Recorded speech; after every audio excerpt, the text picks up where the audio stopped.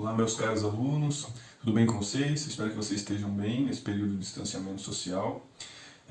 Vamos então agora dar início à aula de metodologia de hoje, em que nós estudaremos os métodos de pesquisa, tá bom? Antes de começar, pessoal, por favor, dá aquele like, se inscreve no canal e bora então para a aula de hoje, tudo bem? A aula de hoje, pessoal, nós vamos trabalhar sobre, como eu já adiantei para vocês, métodos de pesquisa. O que é método de pesquisa? Método de pesquisa é um instrumental teórico-analítico que vai condicionar a ação, a intervenção do sujeito no objeto, tá bom? Então, o método ele é o procedimento técnico orientado para trazer maior segurança e objetividade para a sua pesquisa, para que você consiga colher com maior economia de tempo um resultado mais seguro e mais científico, afastando a subjetividade ao máximo que for possível dentro da sua pesquisa científica. Eu digo ao máximo que for possível porque é impossível você realizar um trabalho que não tenha a subjetividade ali do pesquisador. Mas o método ele serve para a gente afastar o máximo possível dessa subjetividade. Tá? Outro conselho que eu posso dar para vocês é, quando vocês estiverem realizando o trabalho, por favor, não atribuam valores ao objeto. Tá? Na hora de realizar a pesquisa, estude o objeto, classifique esse objeto, entenda as características desse objeto, as relações que ele faz com outros fenômenos sociais, por exemplo, para extrair do objeto as suas determinações. Não coloquem vocês as determinações sobre o objeto, deixe que o objeto possibilite essa extração por parte de vocês, tá bom? Porque a partir do momento que vocês imputam algo a esse objeto, vocês estão colocando a subjetividade e, de certa forma, vocês podem estar conduzindo a pesquisa para um determinado resultado, tá? E isso afasta a imparcialidade, de certo modo, da pesquisa de vocês, tá? Então, a subjetividade de vocês não pode interferir no trabalho, tá? A subjetividade de vocês não pode interferir no trabalho. Como vai se dar normalmente a estruturação desse método? Em linhas gerais, pessoal, é importante que vocês saibam que é preciso primeiro um contato entre o sujeito e o objeto, tá? É necessário esse contato. O contato ele pode ser um contato imediato, que é quando você tem contato direto com o objeto, por exemplo, através de questionário, pesquisa de campo. Você vai até o seu objeto e tem contato com ele quando isso é possível. Ou então você também pode ter contato através de análise de dados, através de revisão de bibliografia, né? Essa é uma outra forma imediata de ter contato com o objeto. Tudo bem? Após essa fase primeira de contato com o objeto, é preciso passar também para uma segunda etapa. A segunda etapa consiste na superação da aparência das coisas. O senso comum, ele traz para a gente a ideia, né, de que talvez tenha uma resposta clara para aquilo. Mas a gente precisa entender que essência e aparência nem sempre são correspondentes. Nem sempre o senso comum ele se confirma numa pesquisa científica. Então vocês têm que estar preparados para enfrentar, de acordo com cada caso, essa superação da aparência. Ou seja, a aparência ela seria mais ou menos aquela ideia de hipótese de pesquisa. Aquilo que vocês acham que talvez seja a resposta. Mas vocês precisam estudar a fundo e com objetividade, porque aquela hipótese ela não precisa ser verdadeira, ela não deve necessariamente ser verdadeira. Até porque o senso comum nem sempre corresponde ao conhecimento científico. Tudo bem? Então é importante que vocês saibam isso. Estarem preparados para superar a aparência e atingir a essência da coisa. Compreender a coisa com o máximo de objetividade possível, né? Indagando o objeto e a partir dessa indagação extrair dele as suas determinações. Então perguntar o porquê, como, quando, quem, de qual modo aquilo aconteceu. Tá bom? Através dessas indagações que você vai fazer para o seu objeto, você extrai dele as determinações e pode coletar aqui informações necessárias para conduzir a sua pesquisa para um resultado imparcial. Tá bom? O mais imparcial possível, obviamente. E depois você tem que se abstrair desse objeto para ter uma melhor compreensão, afastar do objeto concreto para compreender a tendência de todos os objetos similares, né? A tendência constitutiva de objetos próximos a esse, iguais a esse, parecidos com esse, para ver qual é a regra que gere relações similares, tá bom? Para ver qual é a regra, se a regra ela é aplicável ou não, por exemplo. Mas a ideia é se afastar do objeto para ter uma compreensão do todo, normalmente, tá bom? Então é importante que vocês tenham esse afastamento do objeto, para conseguir compreendê-lo de uma forma abstrata, superior, distante, melhor dizendo, do objeto concreto em estudo. Tá bom? Vamos dar de exemplo aqui o contato com o sistema carcerário. Pode ser que o sistema carcerário seja o objeto de pesquisa de vocês.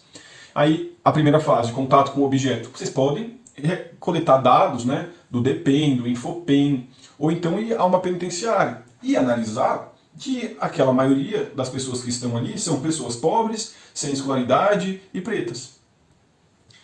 O senso comum, né, que é o que a maioria que não tem conhecimento científico, que reproduz muito preconceito, diz, preto e pobre, ou então periferia é um locus da criminalidade, eles são mais perigosos, né?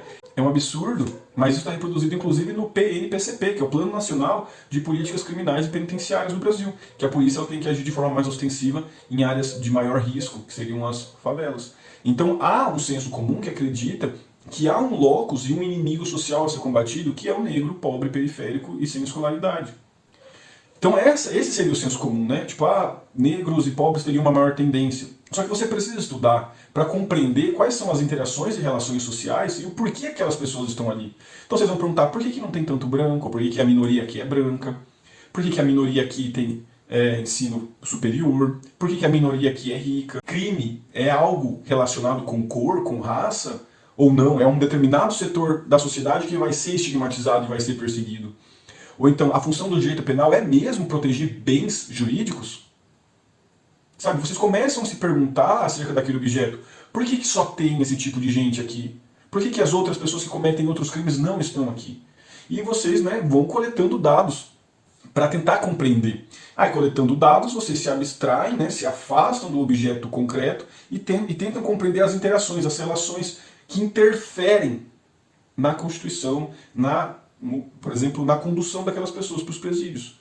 Vocês vão ter inúmeras respostas, né? Vão imaginar, por exemplo, a ideia de uma classe hegemônica que usa da pena privativa de liberdade para controle de alguns setores mais vulneráveis que ela deseja para a manutenção do seu status quo. Tá bom? Então você pode abstrair, colher várias informações, mas a ideia é cata seu objeto e indague, pergunte, questione, para, através dessas questões, coletar as informações necessárias para conseguir a compreensão dele e a resposta para o seu problema. Tá bom? Passado isso, pessoal, a gente vai estudar agora os métodos de pesquisa. Tudo bem? O primeiro método de pesquisa que a gente tem é o método indutivo. O método indutivo ele é um método empirista, propriamente dito. Por quê? Porque pelo método indutivo, nós analisaremos diversos casos particulares para, através da análise de diversos casos particulares, criar uma teoria ou uma verdade que seja geral, universal. Tá? Então vamos imaginar que eu vou catar a jurisprudência do STJ, vou analisar várias jurisprudências sobre um determinado assunto, para entender qual o posicionamento do STJ, como ele se comporta frente a determinada situação. Então eu analiso diversas decisões, para através dessas diversas decisões, selecionadas aleatoriamente, de acordo com o rigor necessário para fazer esse tipo de análise empírica, eu obter uma verdade universal. Tá bom? O STJ, nesse caso, ele tende a se comportar dessa forma. Óbvio, pessoal, que o que vocês têm que ter aqui em mente é que essa verdade geral não precisa ser necessariamente 100% dos casos, mas é a maioria deles. É a tendência de comportamento do tribunal, por exemplo. Tá bom? Como é que deve ser feita a análise e a aplicação do método indutivo? Primeiro, pessoal, vocês vão passar para a análise do fenômeno, análise do objeto de pesquisa de vocês. E esse objeto que vai ser estudado, ele precisa de uma grande quantidade, né, não pode ser um número reduzido, e de uma qualidade considerável, ou seja, de vários tipos. Não pode ser a mesma coisa exclusivamente, né, sem ter nenhum tipo de alteração. É interessante que você tenha uma qualidade, para você ver a variação que isso pode ter com alguns fatores, né, quais são as variáveis dentro do seu estudo. Então é legal a qualidade para entender as variáveis possíveis para o seu problema. Feita essa análise, né, do que vai ser estudado, feita a análise do seu objeto de pesquisa, a compreensão do seu objeto de pesquisa em si, você passa para a segunda fase, que é analisando esse problema, analisando esse fenômeno, esse objeto de pesquisa, todos eles, você vai buscar entre todos eles qual é a relação comum. O que é que aconteceu em A, B, C, D, E, F, G, H? Qual é a relação que eles têm em conjunto? O que é que aconteceu em todos eles, por exemplo, para determinar o mesmo resultado? Ou entre a maioria deles? Tudo bem? É isso que você tem que fazer. Passar para descobrir a relação entre os fenômenos de pesquisa. Tá bom? Descoberta essa relação, você passa então para uma generalização.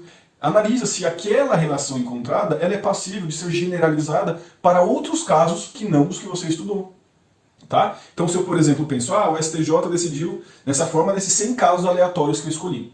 Então, a tendência é que o STJ, quando enfrente a tal questão, ele vá decidir dessa forma específica. Tá? Eu generalizo, eu falo, olha, se nesses casos ele decidiu assim, em outros casos que vier, a tendência é que ele vá decidir dessa mesma forma. Tá bom? Isso é o método indutivo. A partir da análise de casos específicos, eu crio uma teoria geral, uma verdade geral, universal, que vai ser aplicável à maioria dos casos, que é uma tendência do que vai acontecer. Tá bom? Com isso a gente encerra então o método indutivo e passa para a próxima forma de método, que é o método dedutivo. O método dedutivo ele parte de uma teoria geral ou de uma verdade universal para a aplicação dela em um caso concreto. Então eu quero ver se aquela teoria que foi afirmada, se ela tem aplicação. Então o que eu faço? Olha, essa teoria não é para ser aplicada nesse caso? Se é para ser aplicada, eu vou estudá-la para ver se de fato ela tem aplicação ou não. Se esse caso, ele de fato reflete essa teoria. Então eu pego a teoria geral e vou aplicá-la em um caso particular. Percebo então que o dedutivo ele é o inverso do indutivo. Indutivo, particular para o geral. Dedutivo, geral para o particular. Tudo bem? Eu pego essa teoria geral e tento aplicá-la a um caso específico, um caso particular, e vejo se ela tem aplicabilidade. Se de fato esse caso particular está ou não englobado por essa teoria universal, geral. Tudo bem? E ele deveria estar englobado. Esse é o método dedutivo, tá bom? Esse é o método dedutivo. A seguir, nós temos o método hipotético dedutivo. No método hipotético dedutivo, nós partimos, de acordo com Karl Popper, de um problema de pesquisa. Então é a nossa questão, é a nossa dúvida a ser solucionada, né? Essa questão, esse problema de pesquisa, ele tem uma possível resposta, que é a nossa hipótese. Lembre-se, a hipótese é a possível resposta, é a proposição testável.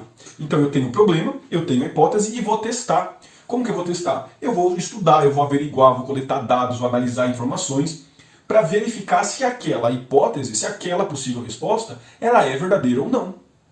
Tudo bem? Então, problema, hipótese, testes. Vou ficar analisando, estudando para ver se aquela hipótese se confirma.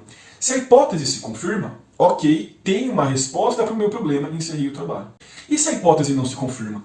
Se a hipótese não se confirmar, eu preciso estudar as informações obtidas e a partir dessa análise desses estudos que eu fiz, pensar, formular uma nova hipótese. Aí eu volto, tenho problema, uma nova hipótese e testo novamente. Testo. E vejo, se confirmou, a hipótese confirmou, resposta para o problema. Acabei o trabalho. Não confirmou. Analisa de novo, pensa numa nova hipótese. E fica fazendo essa análise de nova hipótese até achar a hipótese correta. Tudo bem? E com isso encerrar o trabalho. E por fim, o último método importante para vocês nesse momento. E por fim, o último método importante para vocês é o método dialético. O método dialético ele consiste na estruturação através de uma tese, antítese, contrapostas, formando uma síntese. Tá bom? O que eu quero dizer com isso? Vai ter uma tese, uma afirmação feita, ou que vocês vão pegar essa tese já pronta, né? Vão apresentar uma antítese, que é uma contradição ou uma negação dessa tese. Tá bom? E através da análise da tese e da antítese, eu vou formar uma síntese. A síntese seria, por exemplo, uma superação para esse problema. Né? A síntese ela não é e não pode ser nem igual à tese e nem à antítese. Ela é uma outra proposição diversa das duas. Porque a intenção da síntese é a superação da tese e a superação da antítese. Então vamos imaginar a seguinte situação. Eu falo que a pena privativa de liberdade ela teria como função a ressocialização das pessoas. Então, tese. É isso que é afirmado pelo nosso sistema penal, né? Ressocialização. É para isso que a gente prende em tese, né? Além da retribuição, a ressocialização dessa pessoa. Aí eu pego e faço uma análise do sistema penitenciário e vejo que essa ideia de ressocialização ela não se confirma. Então eu aponto uma contradição dessa tese. Né? Quando a gente passa para analisar, a reincidência chega a 80%, 90% em alguns presídios. Então, não se confirma. Tese, antítese. Com isso eu proponho uma superação. Olha, se a pena privativa de liberdade, que diz que era para ser melhor para a pessoa, para ressocializar, não está fazendo isso, eu preciso pensar numa outra alternativa, numa outra solução. Essa minha outra solução seria por exemplo, a síntese, tá bom? Seria a síntese, que é uma nova tese, tá? A síntese, ela nada mais é do que uma nova tese, diferente da tese anterior, diferente da antítese. Com isso eu acabei? Não, porque você acabou o seu trabalho, né? Obviamente, trouxe a síntese. Só que, obviamente, que essa síntese, depois de um tempo, ela vai ser uma nova tese, que pode gerar uma antítese, e que daí vai ter uma nova síntese. E vai sempre esse momento cíclico. Tese, antítese, síntese, né? E essa síntese vira uma nova tese, que surge uma antítese e uma síntese. Essa síntese vira uma nova tese, antítese, síntese. Essa síntese vira uma nova tese e assim por diante. Tá bom? Percebam que é um movimento cíclico e que sempre vai se renovando. Porque a gente não pode esquecer de uma coisa muito importante, que é a ação recíproca, tá bom? Pela ação recíproca, há inúmeras interferências sobre os objetos de forma constante, tá bom? Então, essas inúmeras interferências, elas podem sempre alterar e mudar a percepção das coisas. Então é importante que vocês saibam que o método dialético ele é formado por tese, antítese, que é a contradição, a negação, e a síntese, que é uma nova tese que não é igual a nenhuma das outras duas. Tá bom? Com isso, então, a gente encerra os métodos principais, pessoal, e a gente passa agora para a análise dos métodos auxiliares, tá bom? Dentro dos métodos auxiliares, nós temos o método histórico. O que é o método histórico? Pelo método histórico, eu vou fazer análise histórica, tá? Eu vou ver a evolução histórica de um determinado instituto. Tomem cuidado, que vocês não precisam ficar regredindo tanto no passado se não tiver efetivamente uma necessidade. Vocês podem fazer recortes históricos a partir da República, a partir da Constituição de 88, a partir do descobrimento do Brasil. Vejam qual é o recorte mais adequado para o seu trabalho. Tá? Não precisa regredir ao início da civilização humana sempre. Tá? Mas histórico é fazer uma análise histórica da evolução de um determinado fenômeno, objeto, instituto a ser estudado. Ao lado do histórico, nós temos o comparativo. O comparativo, ele significa a comparação entre dois ou mais fenômenos, objetos de estudo. Ah, professor, isso parece óbvio. Pode parecer, pessoal, mas ele é alvo de muitas incoerências e incongruências na sua aplicação. Porque comparar não é só descrever o diferente, é descrever o diferente e apontar o que ele tem de igual e o que ele tem de distinto do objeto estudado. Tá? Então, comparação é A é assim, assado. B é assim, assado, assim. Então eu mostro, ó, são iguais aqui, são diferentes aqui, aqui tem a mais, aqui tem a menos e vice-versa. Então a comparação é pegar dois ou mais objetos e analisar todas as características, todas as influências de forma comparada, a ponto de um, a ponto do outro, a ponto de um, a ponto do outro. Tudo bem? Fazer sempre essa comparação. Não basta apenas mencionar o diferente, tem que concomitantemente apontar semelhanças e diferenças do objeto parâmetro. Tá bom? Vai ter o parâmetro e vai ter o comparado. Então toda hora fazer essa comparação entre eles. Tá bom? Também temos o método estatístico. O método estatístico, ele consiste na coleta de dados, né? Então eu vou transformar o meu objeto de pesquisa em número. Eu vou coletar dados e eu vou falar, olha, tem tantos por cento, tem 90% que age assim, 10% que age assado. Então eu faço uma coleta de informações e transformo o objeto da minha pesquisa em dado, tá? Em dado, em número. Essa é a intenção do método estatístico, redução em números do meu objeto de pesquisa.